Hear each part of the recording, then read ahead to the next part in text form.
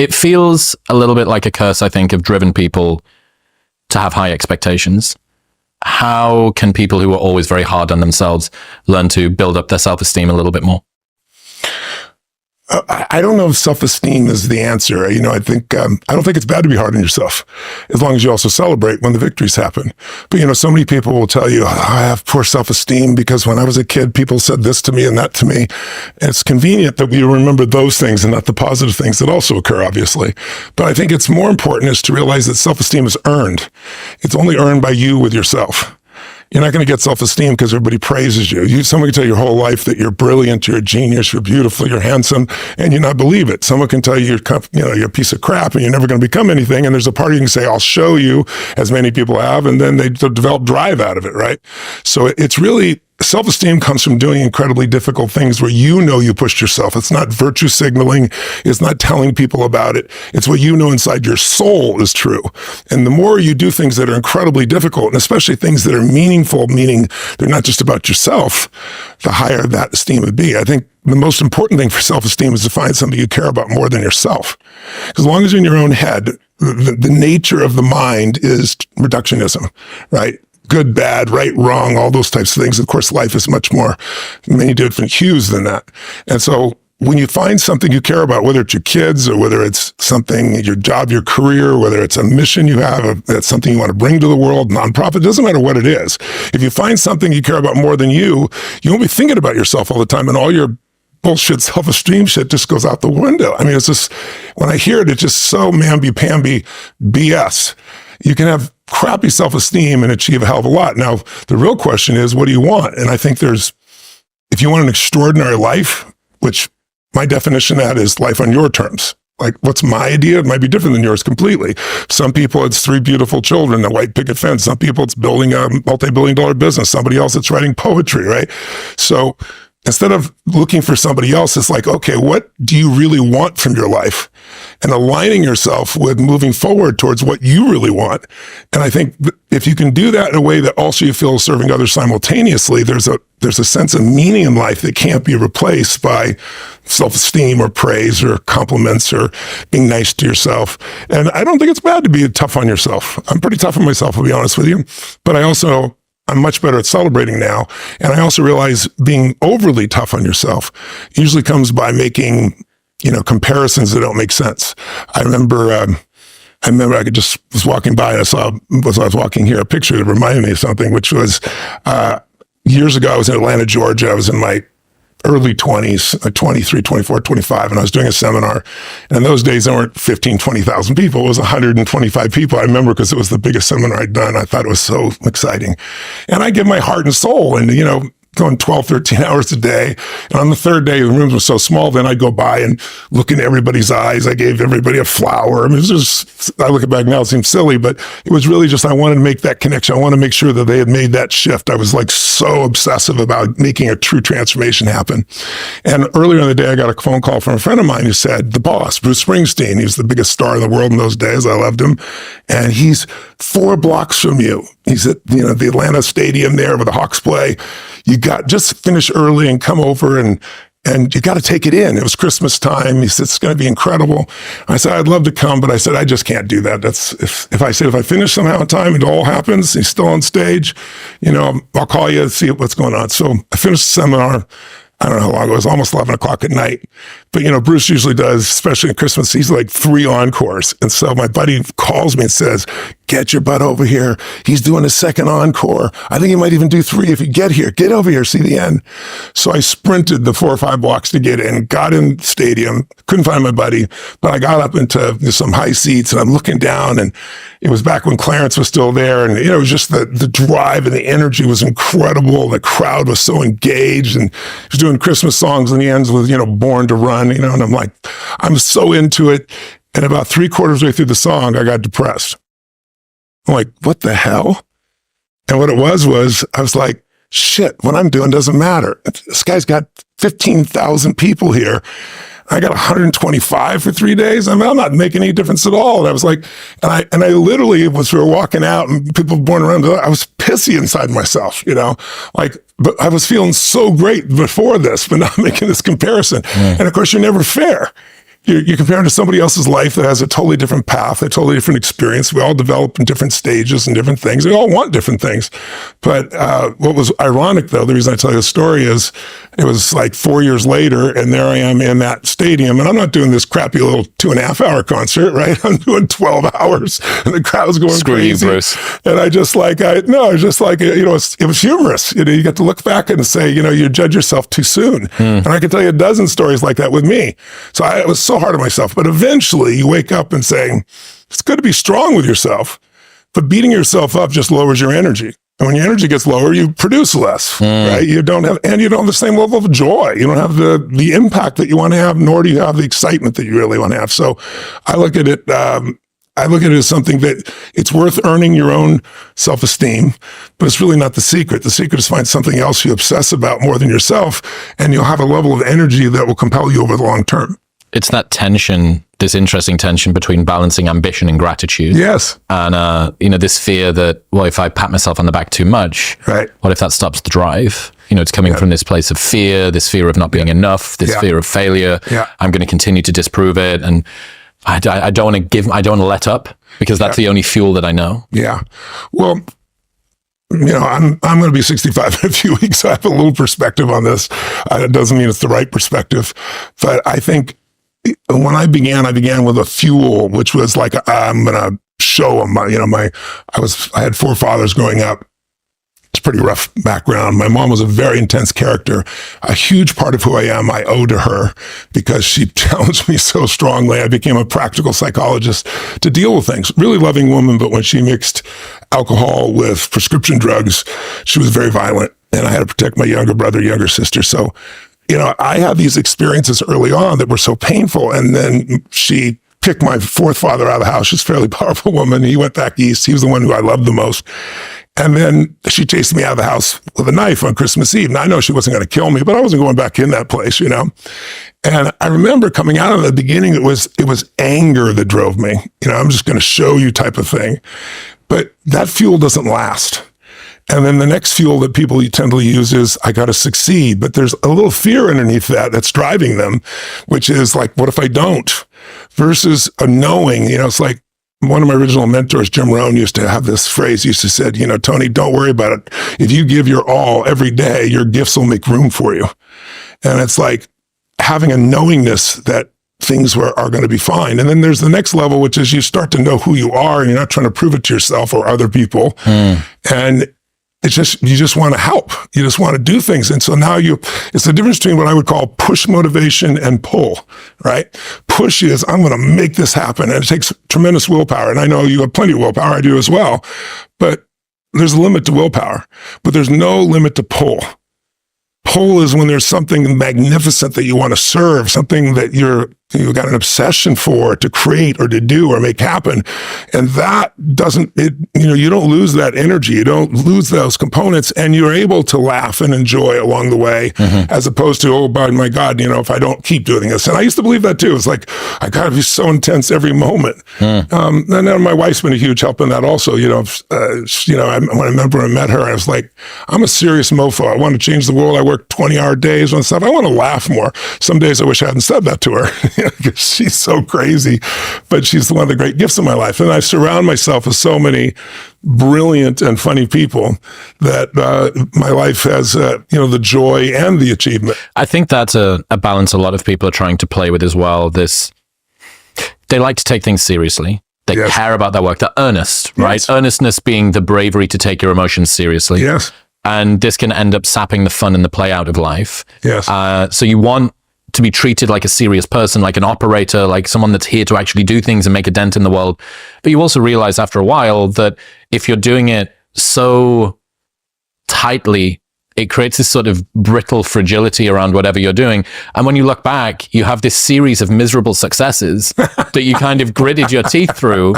And you go, well, okay, I got the outcome that I wanted, but really what's the outcome I'm trying to achieve? Well, it's an enjoyable emotional state. Yes. What I'm trying to do is feel good in the moment as myself. And so, winning, achieving the thing, financial freedom, the business, all of that stuff is a reliable route toward getting you that.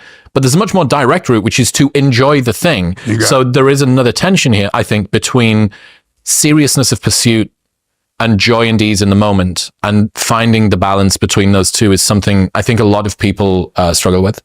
That's true. It's an art. It's chemistry, right? And you don't get it right in the beginning, and it takes time, and you have to have the intention to want both.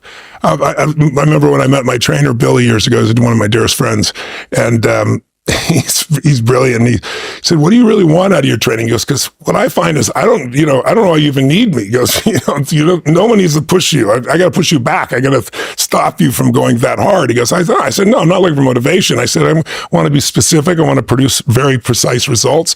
But I said, at this point, I think I've been working out like a crazy person. I suppress my oxygen. I do. You saw what I do. It's just ridiculous. I'm a biohacker, right? I have to be. I got to go on stage and do 12 to 13 hours and hold 13, 14, 15, 20,000 people's attention for 4 days, right? When they won't sit for a 3-hour movie somebody spent $300 million on, it takes a level of energy. I'm not just standing there talking. I'm running up the side. I'm doing these things. So I said, I don't want to give up any of that. I need that power in me to be able to produce. But I said, I want to have fun. And he says, what does that look like? And I said, well, I don't know. I think, when I was a kid, I used to play racquetball. I said, maybe for the aerobic, instead of just running, maybe we'd, do something that's fun to do. And he goes, that's great. Let's do it. So we called around, no racquetball courts anywhere, but squash. Do you play squash? Yep. Yeah, so you can appreciate squash is awesome, and it's more strategic and a hell of a lot better exercise than racquetball is. So I got into playing squash, and it was like, wow, it added a whole nother dimension. And then that led to at this stage, if I go someplace and I'm going to be kind, which I want to be, it's not a 20-minute drive and 20-minute back. It's 20 minutes, in and out. I'm sure pictures and just connecting with people and taking care of them. And so, man, I don't have time for this. So that's how this happened down here. It's like I imagine there's a racquetball court somewhere near us, or a squash court. Squash court. Right. Yeah, brilliant. So it's like, I came here and said, we're going to build this. But it's just like, so I built this whole place for fun. I mean, if you came here, you probably came by slide, I assume. My first delivery to a podcast via slide and gravity. Yes, correct. Yeah. So when we come to build this place, I said, the guy's saying to me, you got 25,000 square feet. You've used up all the space. Where are you going to do this? I said, down here. And he goes, what do you mean down here? I said, below the surface. He goes, no. The ocean's here. The intercoastal's here. You're below the water table. I said, well, have you ever been to Scripps Oceanography? You ever been to, the Atlantis Hotel? I said, yeah. I said, that's what we're going to do. He's like, oh, it can't be done. I said, what do you mean it can't be done? Other people have done it. He goes, well, you never get approved. I said, the mayor here, we're good friends. I'm sure people in the community like it. We'll get approved. And so it leads to a place of fun. We're sitting in the place of fun. We've got 7,000 square feet below the surface. No one knows it's here. It's below the water. We built like a submarine around the outside of this. And so we got squash courts and my bowling alley and all the stuff for my kids and my grandkids. And it's the play area. So I think it's also important to have environments that call out the play and environments that are convenient to pull out the play.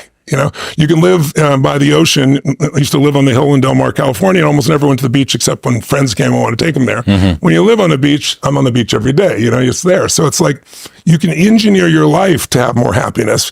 But I think the real challenge is thinking so hardly about being taken seriously just represents your fears, right? It's like, I think spiritual development, when people talk about spiritual, not religious development, spiritual development is the level of comfort you can have with just being your real self. And I think that's not an easy task because we all are trying to be something, but we already are that something we're trying to be. That doesn't mean you can't be better, but it's like accepting and appreciating what you really are. And instead of projecting, something else, takes a lot of pain out of your body, takes a lot of wasted energy out. It gets a lot of fears to just disappear. And I don't have an easy path for that. I think it's the hero's journey. What is it? Your life is ordinary and everything seems fine. And then something hits you and it's the call to adventure. It doesn't feel like a call. It feels like somebody in your family's got cancer. Or it feels like, COVID and somebody shut down your business, or, some issue that's happening in your relationship with your kids. But if you take the call and you go on the journey, you're going to meet some new friends. You're going to find some new mentors. You're going to battle with internal things within you and external things. But if you keep going, you're going to eventually slay your dragons and you come out the hero of your own life and you have something to share that isn't bullshit. It's not something you read somewhere. It's something you've lived. Something you want. And everybody can feel you've lived it because it's a different level of ownership, And then, by the way, as soon as you do that, it happens again. You're called on another journey. You have a new level of challenge that you need to go on. It just never ends, but it makes life really, really beautiful. One of the things that I've been hearing you talk about a lot recently that seems to tie into this is the difference in life between when you focus on things that are wrong and when you focus on things that are right. And I think a lot of people have managed to achieve quite a bit of success by avoiding pitfalls. You present them with something they can say, well, that's wrong and that's going to be an issue and we need to make sure that that's sorted there. But as you've said, the things that you focus on seem to appear more frequently in your life. And if you've justified to yourself and if you've built up this habit, this stack of evidence that it's useful for me to focus on where potential pitfalls may be and make sure that I can avoid them, but I don't want to do it in my personal life. So when you've developed this pattern, yes, and that is now going to be ported over into everything. So when your partner comes through the door and does something that pisses you off, the first thing that you don't think is, I'm so grateful to have her. Like, she's so wonderful. Think about all of the things. It's like, she fucking left. The makeup's out on the counter again and she didn't clean up the such and such. So just dig into that difference between focusing on what's right versus focusing on what's wrong when it comes to your trajectory in life. Well, I think it's important to realize wherever focus goes, energy flows. It's corny, but it's true, right? In fact, maybe an easier way of saying it is we don't experience life. None of us do. We experience the life we focus on. So in any moment, what's wrong is always available. So is what's right. So it's not about being positive. It's about being intelligent. Right? When you're in a totally negative state and the world's going to end and there are people like believing that in the next 12 years, the entire environment's going to collapse and they won't have a child. You got to look at the impact of what you're believing and you got to look at and say, where's my focus going? I can always be upset about something. I can always find something to be joyous or at least grateful for, which leads to joy. And I think it's having that, learning to discipline your disappointments. Not allow them to grow and to move on and to use whatever life has given you. But to me, it's like, I think there's 3 decisions that people make every moment of their life. Now, I'm not saying they make them consciously. If you make them unconsciously, you have the same patterns over and over again. And usually they're not good ones, right? Sometimes they're good, but not usually. And I learned these really because I had an experience when I was 11 years old. I was with my 4th father and he got fired and we had no money and no food. We were always poor, but we wouldn't have starved. We had saltine crackers and peanut butter, right? But when everybody else around you was having a big Thanksgiving dinner, it was pretty depressing. And my mom and dad were saying things to each other that once you say them, you can't take them back. And I have a younger brother, 5 years younger, and a younger sister, 7 years younger. So I felt like the parent almost. I'm trying to protect them. I'm only 11 years old. And what changed my life is this bang on the door. I go open the door and there's this guy, big guy with groceries in both hands. And he had a pot on the ground with an uncooked turkey. And he looks at me and says, is your father here? And I'm like, just one moment. I'm just like, this to me was like Christmas, right? This is the greatest thing. It's going to stop the fighting. It's going to be incredible. So I go to my father and I say, Dad, there's somebody at the door for you. And he's yelling at my mom through the closed door that she slammed on him. And he goes, you answer. I said, I did. It's for you. He goes, who is it? I said, I don't know. They said, they got to talk to you, right? And I had this level of excitement, like little boy excitement, like this is going to be the greatest thing. And my dad opens the door and I'll never forget the look on his face. He got angry, which shocked me. And he said to the man, we don't accept charity, before the guy even said anything. And he went to slam the door and the guy had leaned in slightly, so it hit his shoulder and it bounced off of him, which made my dad even madder. And then he said, he goes, sir, I'm just the delivery guy. Somebody knows you're having a tough time. Everyone has a tough time and they just want you to have a great Thanksgiving with your family. My father says, we don't accept charity. He goes to slam it again. But I think because he leaned in, his foot came in now it hit his foot and bounced open again. It's just like, now I got fear runs in my body because I know my father, right? And my father looks at him and the guy looks at him and says something. I thought my father was going to punch him in the face. He didn't do it mean. He had a softness in his face and he said, sir, he saw me and he said, don't make your family suffer because of your ego. And the veins of my father's side of his neck were like this. He's beet red. I thought for sure he was going to punch the guy. And then all of a sudden his shoulders dropped, like defeated. He took the groceries, he slammed them on the ground, slammed the door, didn't even pick up the turkey, and didn't say thank you or anything. And shortly after that, he left our family. which to me at the time was the worst experience of my life, I thought. And so I was kind of obsessed with trying to figure out why. And I didn't figure it out for a couple of years. I had versions of it in my head, but now I use it in my life every day. And so I submit it to your viewers as well. These are the 3 decisions that I think everyone makes every moment. First, you're doing it right now. What are you going to focus on? You're going to be focusing on my story I'm telling you. You're going to be focusing on the next question you're going to ask. You're going to be focusing on how your stomach feels if you've not eaten. There's a million things you could focus on, literally. But we don't experience life. We experience the part of life we focus on.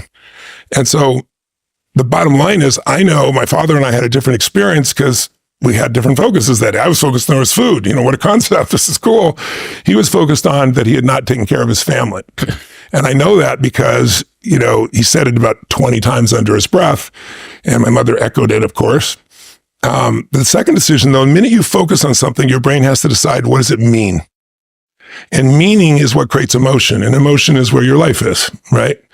And so the quality of your life is the quality of your emotions. If you got $1 billion and every day you're pissed off and angry, your life's quality is called pissed off and angry. If you got 3 beautiful children, a husband or wife you love, but you worry all the time, your life is worry, So his focus and then his meaning, that was the worst part. The meaning he gave it was that he was worthless and didn't belong here.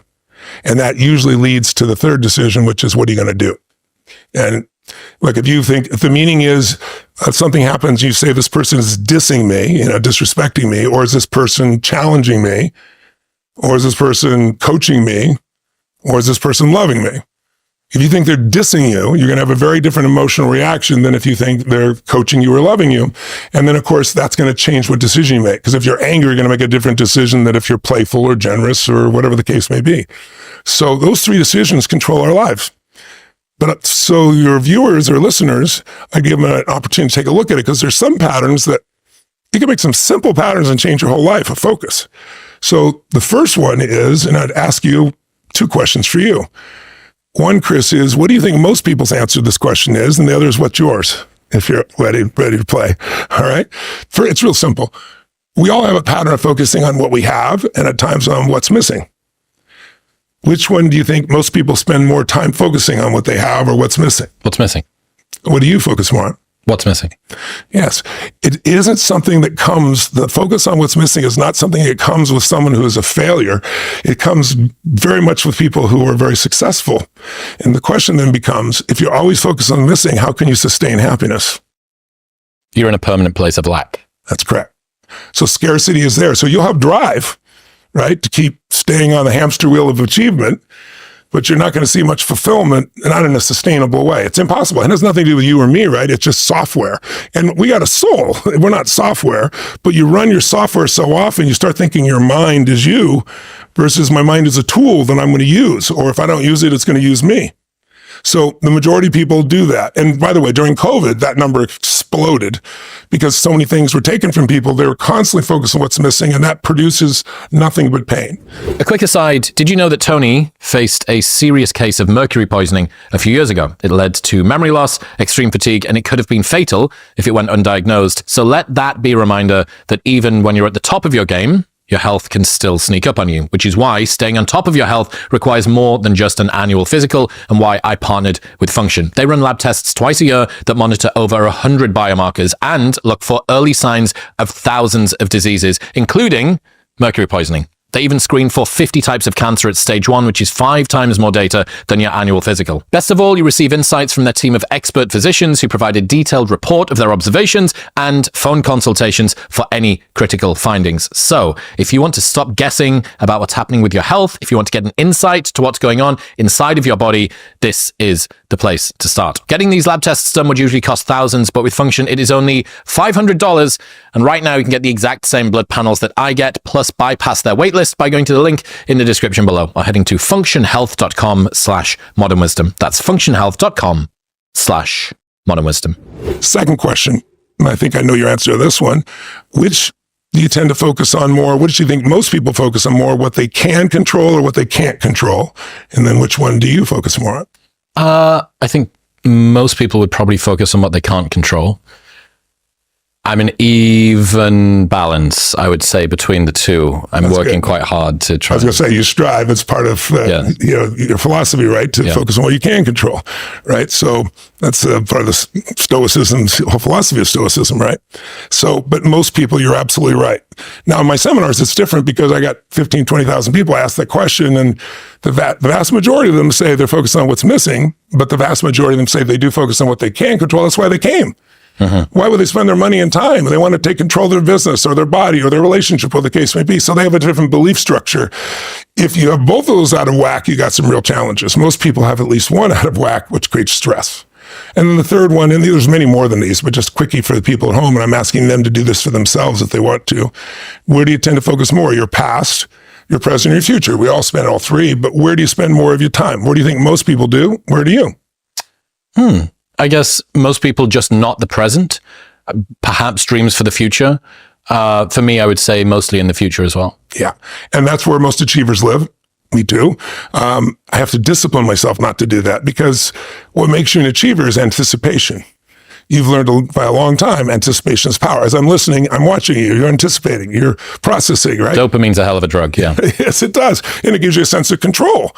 And there, also, if you don't anticipate, it's like playing a video game against the child. Now, you're a different generation, so you might kick the child's ass. I don't know. But my generation, I didn't play any video games. So if a child, is your nephew or your niece or your grandson, granddaughter, or your son or daughter, and you give them a gift, let's say, of playing a video game, you give them a new video game for Christmas or their birthday, what's the first thing to do? Oh, come play with me, Pops. Come play with me, Uncle. Come play.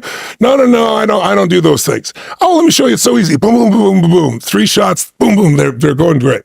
So some part of you finally says, I'll show this little bastard something here. I'll go ahead and do this thing here. All right, fine. Give me this thing.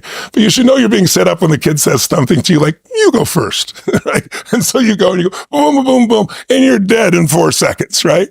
The kid goes, not bad for the first time, right? And then they take the boom, boom, boom, boom, boom, boom, boom, boom, boom, and 45 minutes later, you get your second turn, right? Now you're really pissed. Maybe you make it 2 minutes, and the kid goes for another 45. Why does the kid win every time? Is it because they're smarter, faster, younger? No, it's because they played this game before. They can anticipate the first bad guy's here, the second bad guy's here. You're in reaction. They're anticipating. So it has tremendous power. So it's addictive when you learn to anticipate. And it's also a great skill set for business, for life, and so forth. I always tell people, you're running a business, you're always running 2 businesses, the business you're in and the business you're becoming. If you only focus on the business you're in, someone's going to replace you.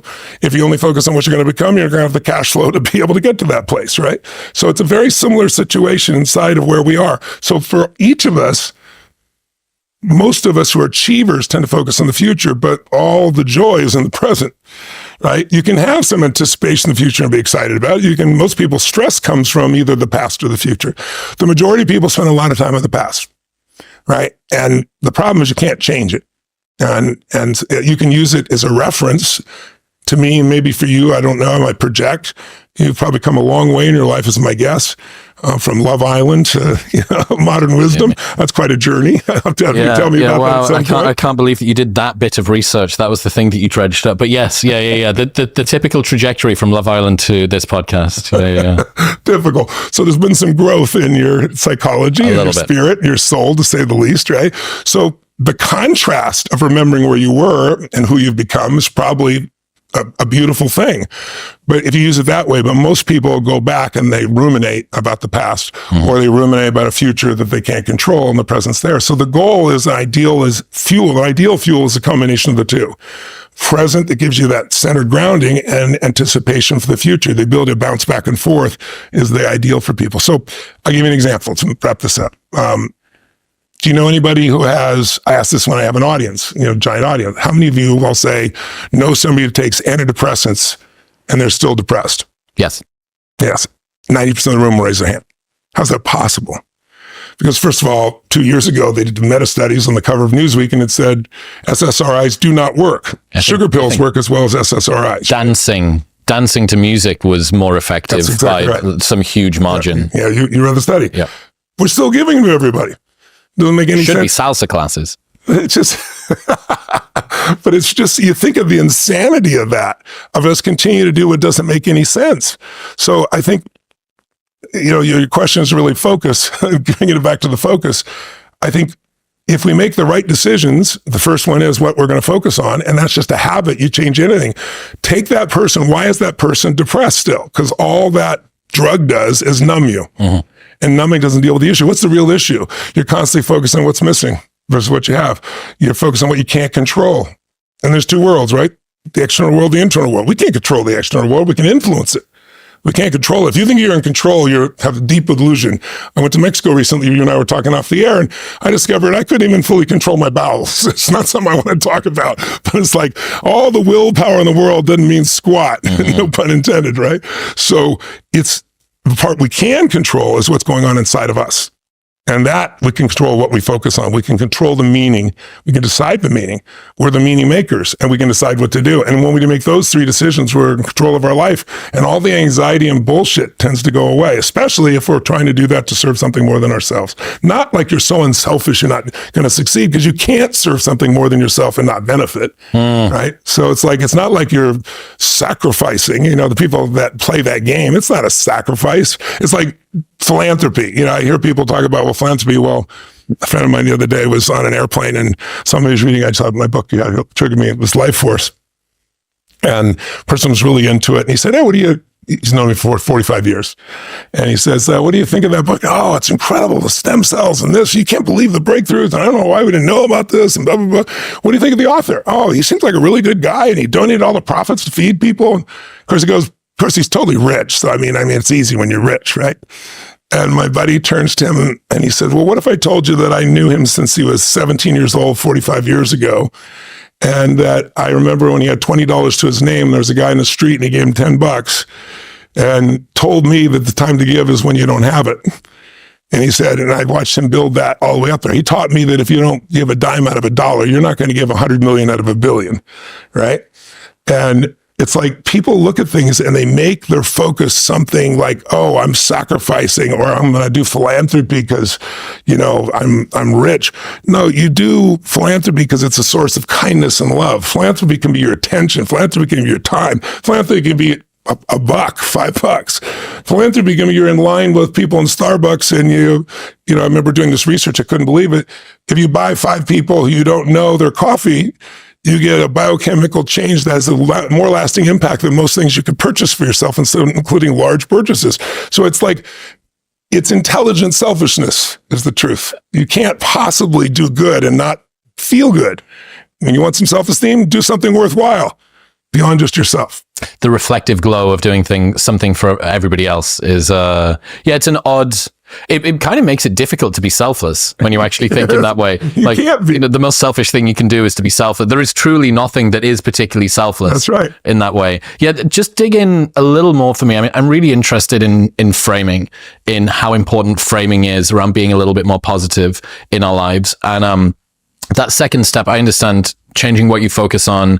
We've spoken a lot on the podcast about mindfulness, about meditation, about the mindfulness gap, about controlling where you place your attention, about the reticular activating system, all this sort of stuff.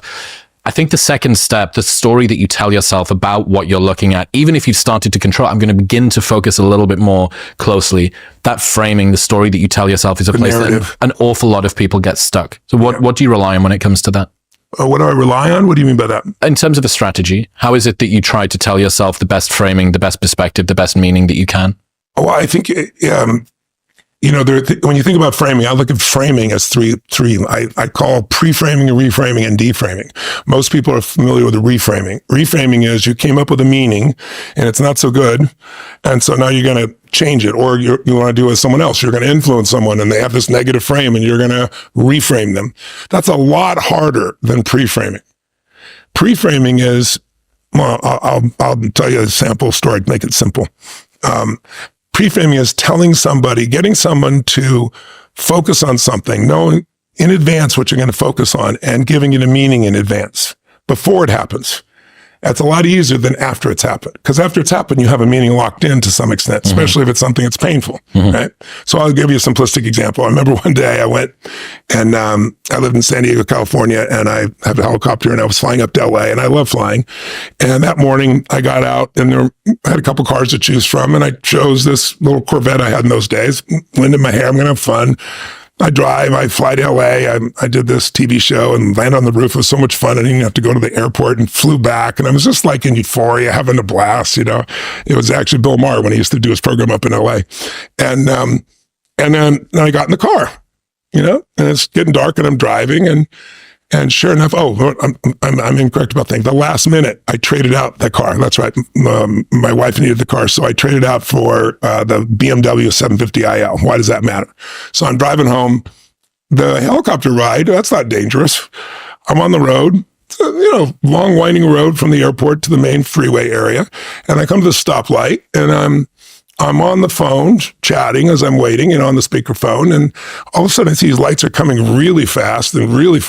And so then they get so fast, I was like, oh my God, is this guy going to brake? And before I could finish thinking the thought, at 65 miles an hour, the guy hits me from behind. He fell asleep at the wheel. Right. So I can remember everything in slow motion. You know, in those days, they had to, you know, your tape deck in there, and it went flying past my head in slow motion. And I mean, everything changes when you're in that kind of an experience. I'm sure if you've ever experienced, you know what I mean? Mm-hmm. And all I remember is waking up and the fire people extracting me out of the other side of the car. And they're like, want to take me to the hospital? And I was like, no, I'll see my chiropractor in the morning. And then I woke up the next morning, I couldn't move. It was pretty rough. But the reason I tell you this story is eventually I got well, and I need to go buy another car. Well, I never had the criteria before of safety, but that car, everyone told me that car saved your life. That car literally, if it wasn't the Corvette, it would have been just as well. It wasn't the Corvette. Yeah, not just as well. I wouldn't be here if it was the Corvette. Wind in your hair, but your head's on the tarmac. Exactly right. So why I tell you that? So I go looking for a car. So I thought, you know, this BMW, that was a damn good car, but I want another sports car. I'm going to get another 750iL, but let me get a sports car to replace that Corvette. That, you know, I want something that's sturdy and so forth. So the guy took me, whatever it was, 325i's, whatever they were called in those days. I forget what it was, you know, stick shift. And he said, yeah, now he got me in the car, and he said, now before we go out, I want to tell you, I'm going to take you on this winding road. It's amazing. And, you know, this is the ultimate driving machine. He said, it's not like your 750iL. Your 750iL, you don't feel the damn thing. He goes, when you get in this car and you shift into it, he goes, we drop into it, you'll feel the wheels catch into it and grab it. He said, you'll see this is the ultimate car. So what's he doing?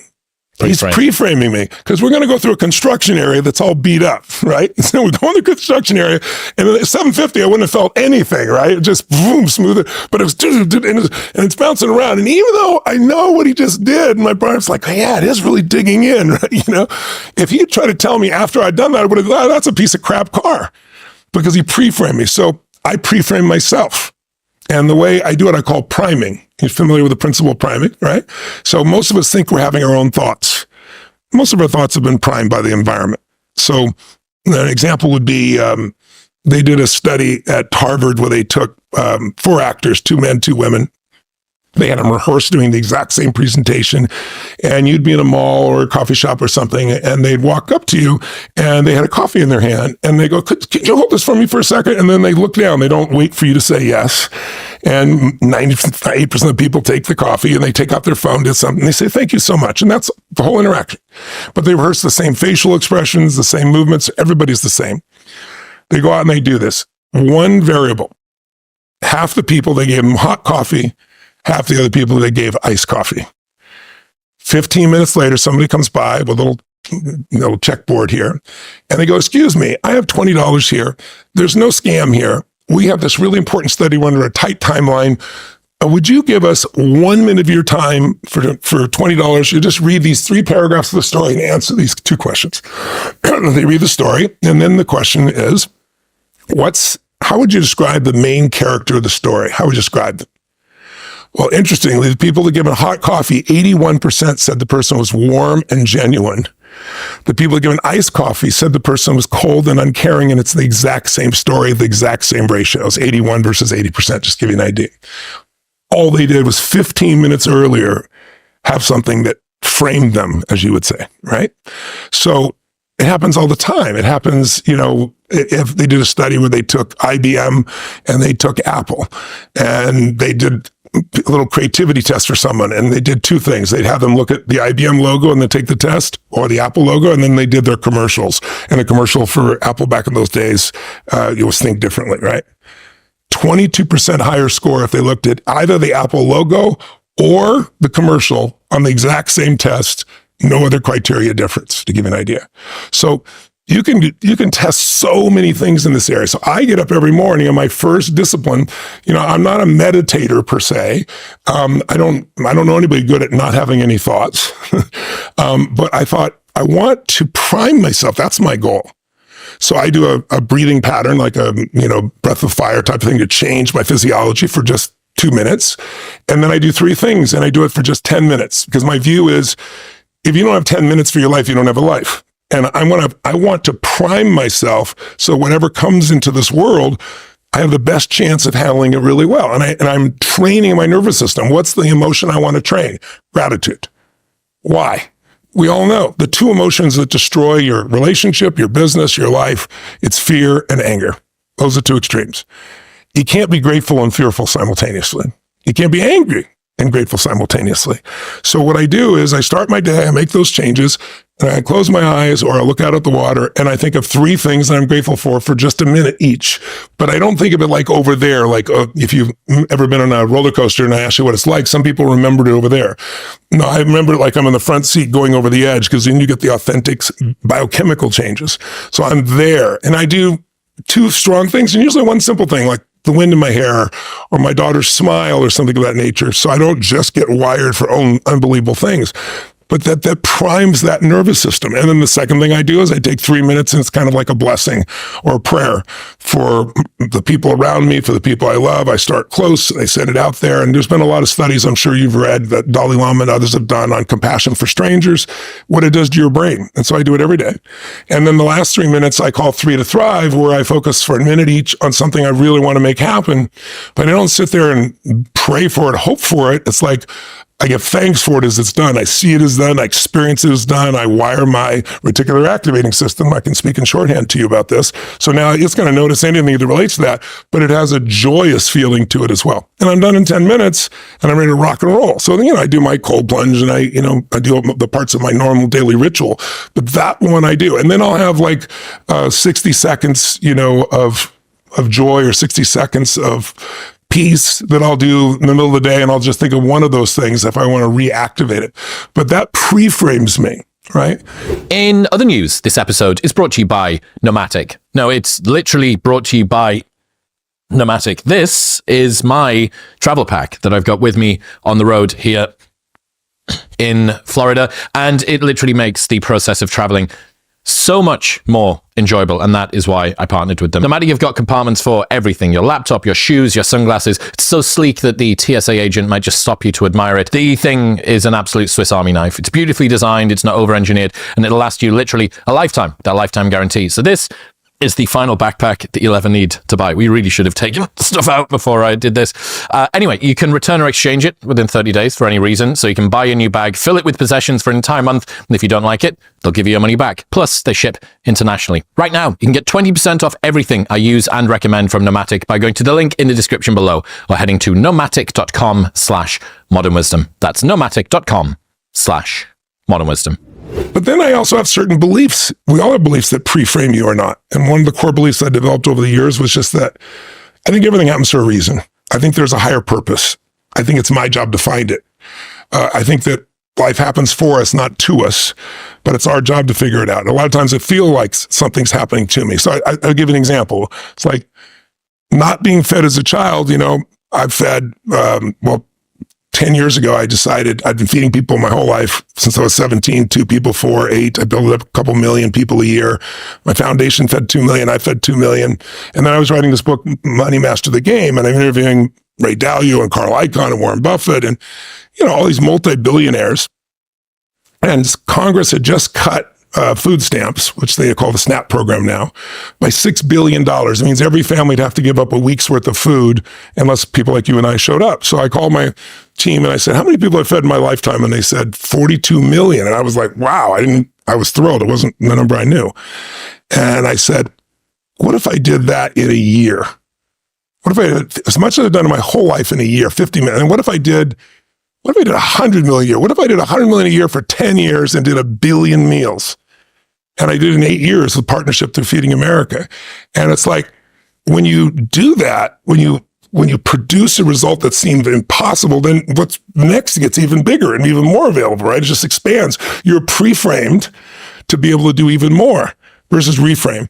And so now, because of the war in the Ukraine, most people don't realize it's the breadbasket for Africa. So there's about 11 nations that are on the verge of famine. You'll never hear about it in the news. No one cares. And then you need fertilizer. 50% of the world food supply comes from fertilizer. The WF doesn't want you to use it because of the environment, but you need it. And it's in Russia and it's been cut off. So I talked to Governor David Beasley, who's the head of the World Food Program. Brilliant guy. Actually, MBS put us together one day. He said, "You two are feeding the most people I know. I want to put you together." And I said, "How big is the problem?" And he said, "Tony, normally you'd be in a position where, maybe there's, 8 million people that are on the verge of starvation." He goes, "This year it's 350 million. And he goes, "And no one's doing anything about it." And I said, "So how many meals would we need over the next 10 years to make the transition till we get sustainability?" He said, "You need 10 years. I said, "What would it be?" And he said, "I don't know, Tony, maybe 50, 60, 70 billion meals." I said, "Let's do a 100 billion meal challenge over the next 10 years. I said, "I did 1 billion. I wasn't a billionaire when I started." I said, "You're going to get blessed by doing these things. I'm sure I can find 99 other people somewhere in the world to do this.